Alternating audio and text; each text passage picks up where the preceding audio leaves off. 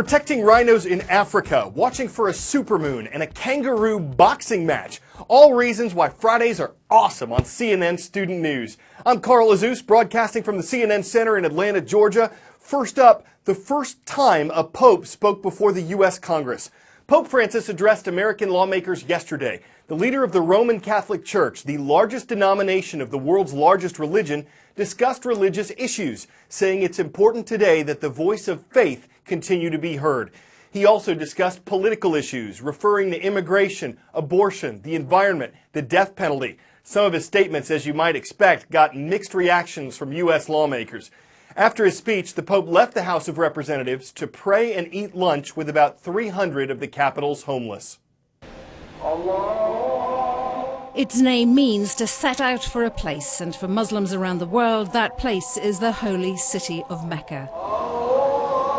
The Hajj has begun for millions of Muslims, with pilgrims making their way toward Islam's most sacred site, a cube-shaped building called the Kaaba, located in the Grand Mosque.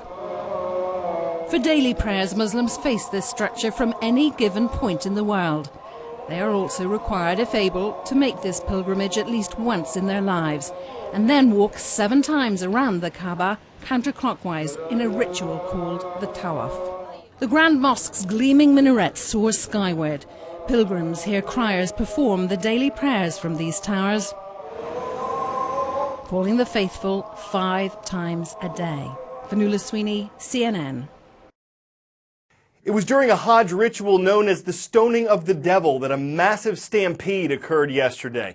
A Saudi official said there was a sudden surge in the crowd as it headed toward the ritual site. More than 700 people were killed and over 800 more were injured. It happened despite the Saudi government's efforts to make the Hajj safer for the 2 million pilgrims who attend each year. It is a logistical challenge having so many people in such a relatively small space. This year's tragedy is one of a number of stampedes and other deadly events that have happened at the Hajj since the 1980s. There are 5 remaining species of rhinoceros on the planet, and 4 of them are endangered. One main reason is poaching. According to SaveTheRhino.org, killing these animals, usually for their horns, is dramatically increasing across Africa. There are international efforts to protect the mammals. In Kenya, a northern white rhino, the last known male in the world, is under 24-hour guard. But rhinoceros horns are so valuable on the black market, selling for as much as $5,500 per ounce, that the battle to protect the animals in South Africa is often a losing one. Heavily armed rangers in South Africa looking for rhino poachers, but searching everyone. What's wrong with this trailer? They've come to lay a trap. Here, conservation is looking a lot more like a bush war. We've always got to look and try and put ourselves into the poacher's shoes and try and think like a poacher.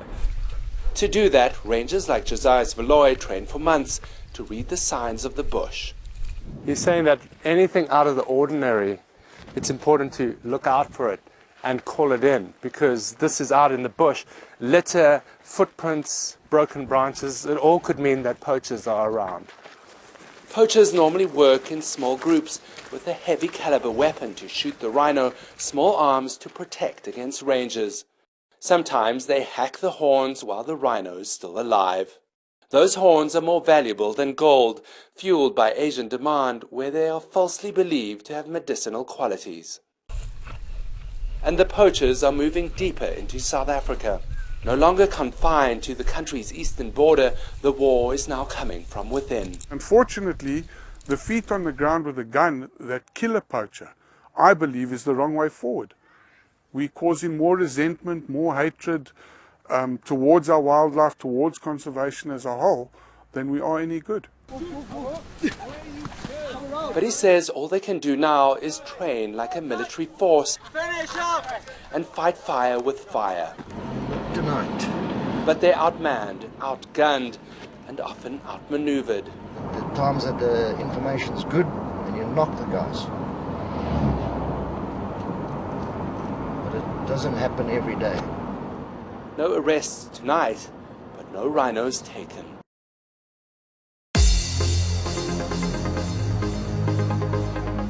Let's see who's watching and making a roll call request at CNNStudentNews.com. Tassis, the American school in England, is online. Great to see you this Friday in Surrey, near London. Who's next? Fairmont High School is next. The home of the Firebirds is in Kettering, Ohio. And from Anderson, South Carolina, we salute the Patriots. They're from Robert Anderson College and Career Academy. There's a significant celestial situation showing up Sunday. It'll be visible in the U.S., Europe, Africa, and Western Asia, and it involves the moon. First, it'll be at perigee. The moon has an elliptical orbit around the Earth, and on Sunday night, it'll be at the closest point in that orbit, so it'll look huge, what some call a supermoon. Second, there's going to be a lunar eclipse. It'll give the moon a reddish tint, what some call a blood moon. The last time a supermoon and a blood moon coincided was in 1982. The next won't be until 2033.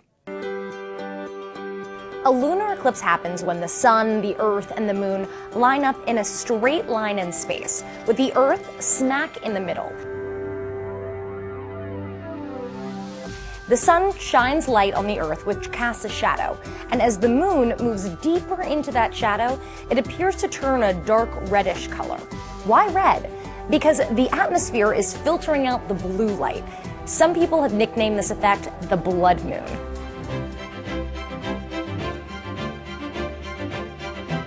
NASA says that lunar eclipses typically happen at least twice a year, but not all of them are total. There are actually 3 different types. A penumbral eclipse is when the moon passes through the outskirts of the Earth's shadow. NASA says this is so subtle you might not even notice. A partial eclipse is when the moon dips into part of the Earth's shadow, but not all of it, so only a portion of the moon turns dark. A total eclipse is the best. That's when the entire moon is in the Earth's shadow, turning it that deep red color. And rarely, a total lunar eclipse coincides with a supermoon, which is when the moon is in the closest part of its orbit to Earth and looks bigger and brighter. This only happened 5 times in the entire 20th century.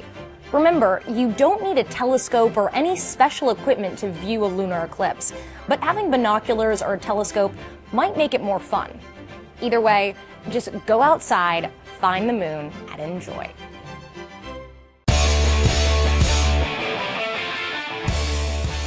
Before we go, well, it starts with a kangaroo boxing a hippo, in this case a toy hippo, getting the stuffing kicked out of it by a kangaroo.